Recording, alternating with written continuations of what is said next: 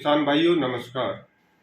किसान भाइयों, जैसा कि आप जानते हो कि हमारे प्रदेश में कपास की फसल में गुलाबी सुंडी की समस्या बहुत तेजी से फैल रही है।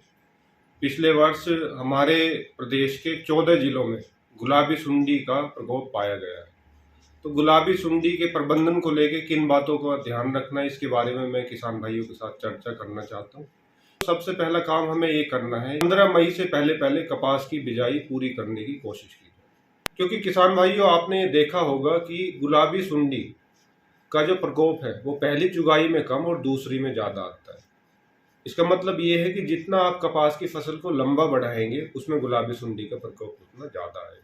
तो कपास की फसल में आखिरी सिंचाई लगानी है वो जब आपके 1/3 टिंडे खिल जाते हैं तब लगाएं। उसके बाद सिंचाई ना लगाएं और ना ही ऐसे कीटनाशकों का प्रयोग करें जो कपास की फसल की अवधि को बढ़ाते हैं। दूसरा, हमारे किसान भाइयों, कपास की फसल की बुआई के 40 दिन बाद अपने खेतों में गुलाबी सुंडी के फेरोमोन ट्रैप 2 से 3 प्रति एकड़ के हिसाब से जरूर लगाएं। ऐसा करने से आप अपनी फसल में एक सप्ताह पहले ये पता लगा पाएंगे कि हमारी फसल में गुलाबी सुंडी आ चुकी है। गुलाबी सुंडी है ये हमारे खेत में कब आती है, इसका पता आपको सही समय पर लगना बहुत जरूरी है। इसके लिए एक तो आप फेरोमोन ट्रैप के माध्यम से पता लगा सकते हैं। दूसरा, अपने खेत में जब बौकी आनी शुरू हो जाती है जो 40 से 50 दिन के बाद आती है, उस समय अगर बौखियों में गुलाबी सुंडी मिलती है तो उस समय आपको छिड़काव करने की आवश्यकता है। इसके अलावा जैसे कपास की फसल में फूल खिलने शुरू हो जाते हैं 55 से 60 दिनों के बाद, तो अगर आपको गुलाबनुमा फूल मिलते हैं या फूल आपका अच्छी तरीके से नहीं खिल रहा है, ऐसे में अगर आपके 5% फूल ऐसे मिलते हैं तब आपको छिड़काव करने की आवश्यकता है।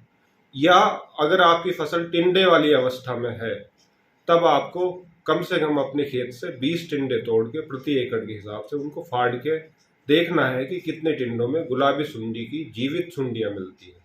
अगर 20 में से एक टिंडे में भी गुलाबी सुंडी की जीवित सुंडी मिलती है तब आपको छिड़काव करने की आवश्यकता है, क्योंकि गुलाबी सुंडी एक ऐसा कीट है जिसका पता आप बिना टिंडों के फाड़े नहीं लगा सकते। बाहर से देखने पे टिंडे बिल्कुल स्वस्थ दिखाई देते हैं, जब तक उनको आप फाड़ कर नहीं देखोगे तब तक आप नहीं बता सकते कि हमारे खेत में गुलाबी सुंडी का प्रकोप है या नहीं। जब हमारी कपास की चुगाई हो जाती है, फसल कट जाती है, उसके बाद ये गुलाबी सुंडी का जो लार्वा है ये कपास का जो बिनोला है उसके अंदर रहता है।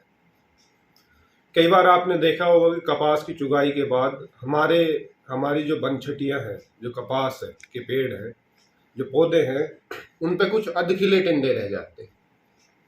उन अधखिले टिंडों में बिनोला भी रहता है और उन्हीं के अंदर कपास की जो गुलाबी सुंडी है उसकी सुंडियां छिपी रहती है।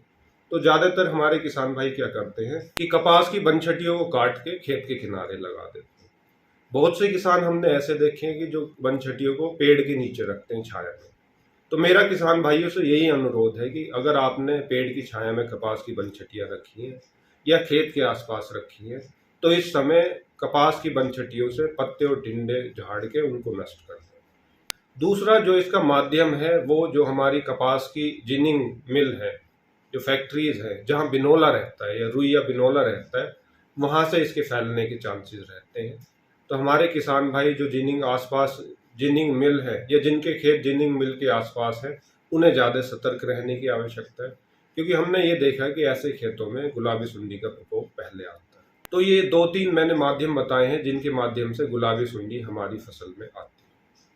तो किसान भाइयों, एक तो अपना जो सोइंग टाइम है वो कम से कम समय में कोशिश करो पूरा करने की।